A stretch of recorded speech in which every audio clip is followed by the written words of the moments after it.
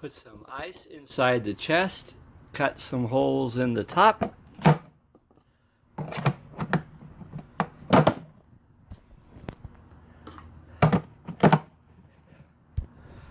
Put the fan right here that I've hooked up to my battery pack, and turn on the switch. And I now have an air conditioner, or more truthfully, an evaporative cooler for my tent.